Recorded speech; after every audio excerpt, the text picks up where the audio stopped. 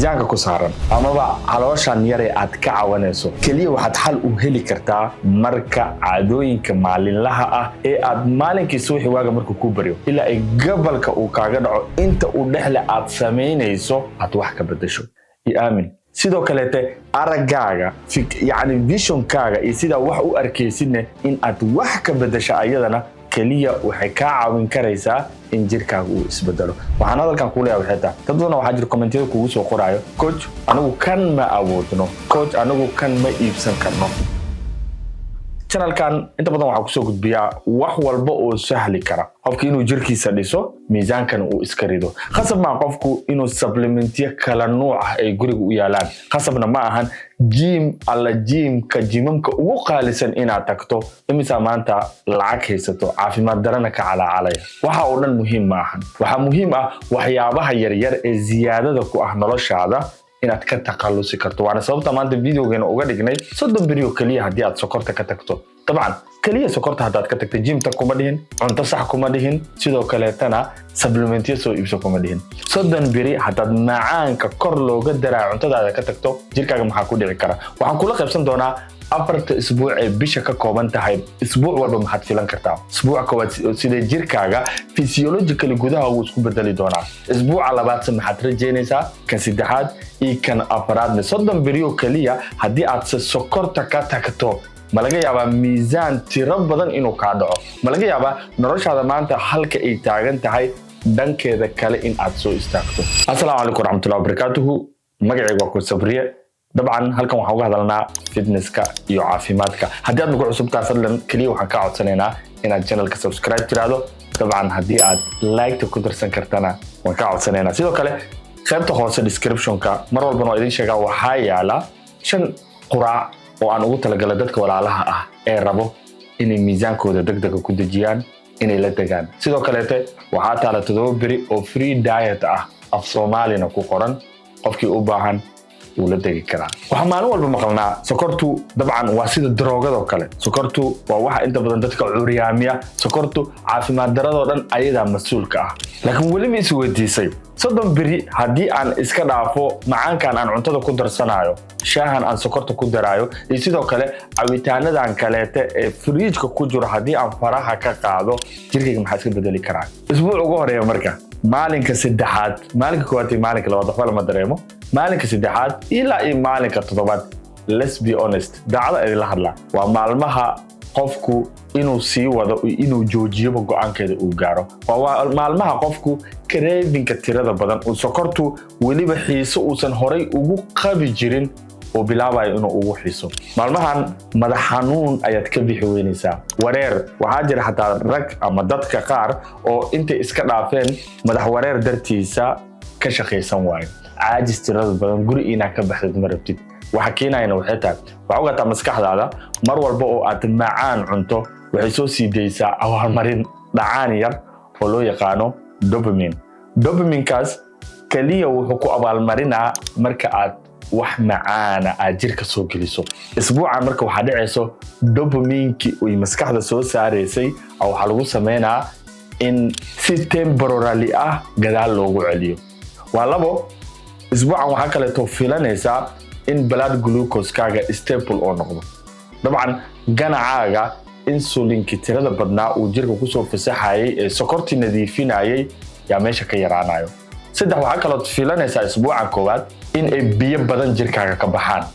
laanahu mar walba ay sokortu sii baxayso jirka biyo raaca inay biyo badan jirka ka baxaan ogowna madax xanuunkan iyo waxaan aad arkaysid biyahaas qayb electrolyte-ka jirkaaga kamid ah soo raaci doono waxa keenayana waa waxaas waana wax sahlan oo waqti kooban ku eg week labaad marka jirku wuxuu bilaabaa marka wax adjustment la dhaho Ilaahay subhanahu wa ta'ala jirkeen wuxuu u sameeyay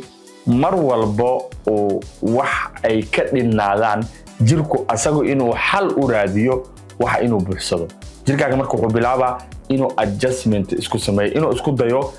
marxaladan cusub ee aad gelisay inuu la noolaado labada shay ugu muhiimsan marka energy-gaaga dabcan week hore waxaan ku sheegay in fatigue daal tiro badan iyo ina wax qabsataba aadan rabeynin week koowaad laakiin week labaad waxa bilaabaysaa levelka energy-gaaga inuu kor u soo kaco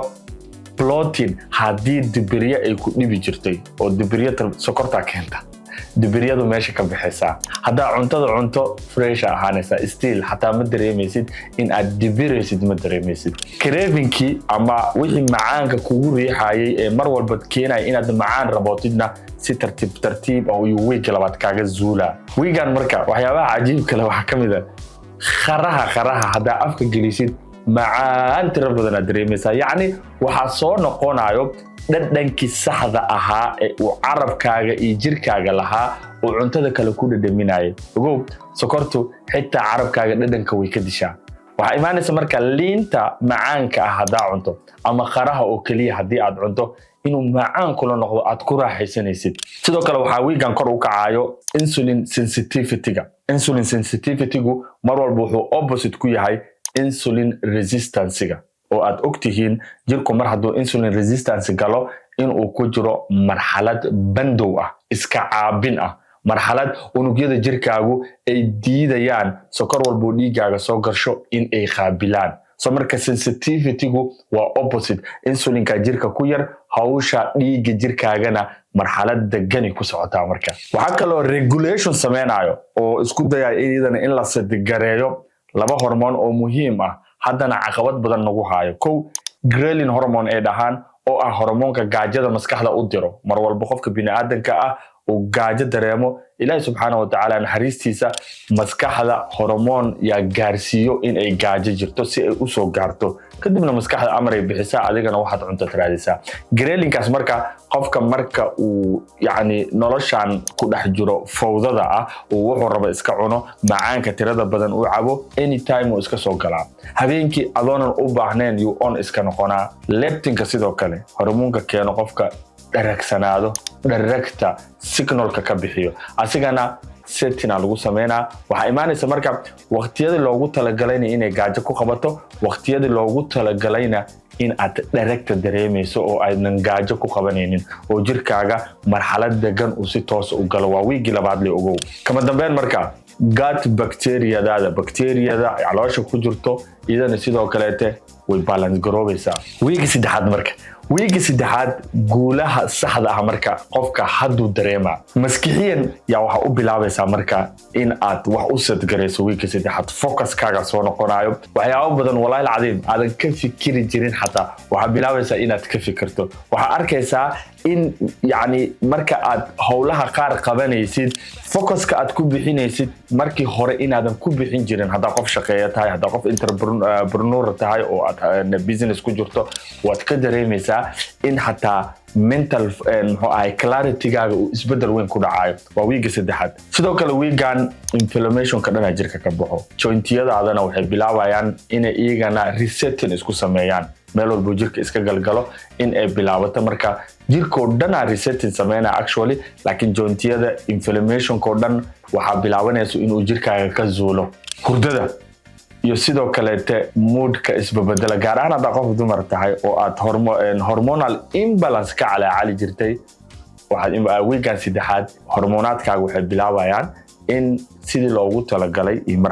marxaladihii loogu talagalay ee dib ugu soo noqdaan ee balance noqdaan marka waxa ugu weyn marka ee isbuucan dhacayo waa beerkaaga waxaa ogaataa beerkaaga marka uu 24 saac sokor ka shaqeynayo process tira badan ku jira wuu nasanaa marka beerka shaqada tirada badneed ee ku dhibaatoonaya ka dagayso wuxuu bilaabaa marka in sidii caadiga normalka loogu talagalay markiisa hore ilaahay ugu talagalay adaa ku cayaaree inuu u shaqeeyo wiiga afraad waxaa si toosa marka soo galayo jirka gabi ahaanba marka inuu is-ilowsiiyo ama uu ka dhaxbaxo wax walba oo aad 3 isbuuc kusoo dhibaatoonaysay inuu resetting sax ah hadda gala marka waxaa bilaabanayso adiga inaad full control aad noloshaada u qabatid tusaale ahaan hadda markaa u fiiriso noloshaada laba shay aad ku maamusha moodkaaga iyo sidaad dareemaysid dareemahaaga iyo labo waxaa hadda ku maamulaya waxay tahay cravingka iyo macaanka mararka qaar macaanka waa labo marna waad dhex galaysaa kama dhex bixi kartid iskaga celinaysaa mar dhex galaysaa kama dhex bixi kartid marna maba iska celi karaysidba wiigan afraad marka full control adaa marka maamulayo waxa afka aad gelinaysid iyo wax aad cunaysid sidoo kale waxa ku fududaanayso cuntooyinka caafimaad kale in aad doorato haddii gurigaaga aad timaado tusaale ahaan waxyaabaha aan ka bartay waxa ka mid ah baastada iyo bariiska dabcan qofka Soomaaliga ah waxa laga yaabaa inuu ku dhaw anigu baastada iyo bariiska ma dhaafi karin wallahi alcadiim waxaan arkay anoo inta gurigayga imaaday hilib iyo qudaar cunaayo baastada iyo bariiskana wax culeysaysan igu haynin hadda ma sameeyo actually waxaan ka hadlaa marka aan sameynayo programka waxaan arkay anoo baastada iyo bariiska aanan u baahnayn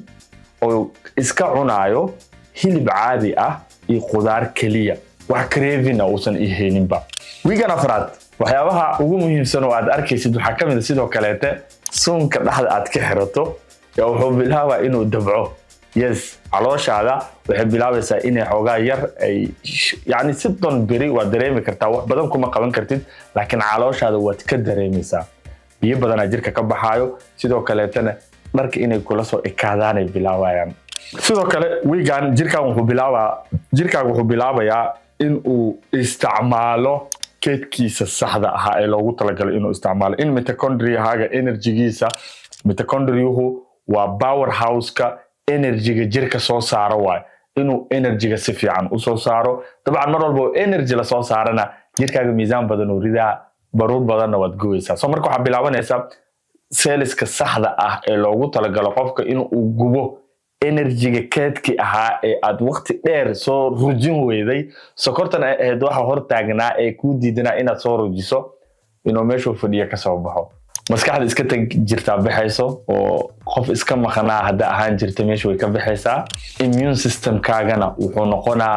responsive dabcan cudurrada jirka soo weerarayo kale bakteeriyada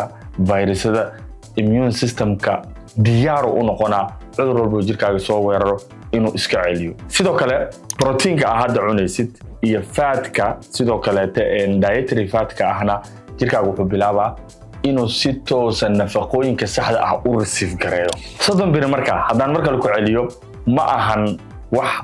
wax weyn ku bedeli karayso laakiin waa waqti wax badan oo caadooyinkaaga ka mid ah caafimaadkaagana aad wada cusub amaba maalmo cusub aad u furi karayso gaar ahaan haddii aad la dhiban tahay miisaan culus ku saaran amaba insulin resistance aad tahay oo ma dhakhtar markuu ugu soo dhahay pre-diabetic aad tahay amaba cholesterol lagugu soo sheegay amaba aad isleedahay gebi ahaanba bahashan sunta ah ka dhaxba soddon beri waa inta kaliya aad u baahan tahay noloshaada hadda meesha ay joogto intaad ka kaxayso meel kale aad geyso waxaan videoon kusoo gabagabeynaa marka haddii miisaan dhimis aad u baahan tahay 8 ilaa 16 week markaad gaarto miisaankaaga si toos u daadanaa hadda kaliya 4 isbuuc aad samaysay haddii aad 4 isbuuc kale ku darto oo ay noqoto 8 isbuuc waxaad ogaataa jirkaaga wuxuu galaa full weight loss program u galaa 8 isbuuc mar haddaad samaysidba waa dareemaysaa inuu isbedel weyn kugu dhacayo ilaa 16 isbuuc ay culimada ku tilmaamaan qofka hadduu galana miisaan walba ku saaran waad ka takhalusaysaa soddon bir marka maxaa ka faa'iiday koow waxaad ka faa'iidaysaa craving-ka haddii maanta aad iska celin laadahay macaanka oo aad u dhudhuumanayso craving-ka meeshu ka baxaya laba waxaad ka faa'iidaysaa energy-gaaga jirkaaga stable noqonaa mid dhexdhexaad noqonaa wax crash sokor ahna jirkaaga kuma dhacayso hurdadaada isbedelayso fat loss aad rajeynaysaa inuu jirkaaga miisaanka qayb kamida ay daato ama uu dhaco maqaarkaaga weliba qaybaha kore wuu isbedelaa aamin wuu dhalaalaa maqaarkaaga sokortu maqaarka way wasaqaysaa kaliya maaha sokortu proteinka maqaarka loogu talagalay iyo protein walbaba damage gaarsiisaa soo marka maqaarkaagana wuu isbedelayaa waxa ugu muhiimsanna waxay tahay si mentalina qofka wuxuu u noqonayaa qof focus leh maskaxdiisa ay joogto actually intaasaan raba inaan kula qaybsado soddon bir wax weyn ma ahan dadaal ku dar ilaa 9 cisho ama 3 bilood gaarsii isbedel weynna waa dareemaysaa insha Allah taala waa maskaxda wax walbo sokortu wax weyn naguma soo kordhiso waana la iska dhaafi karaa walaalka ku sabriye assalamu alaykum warahmatullahi wabarakatuh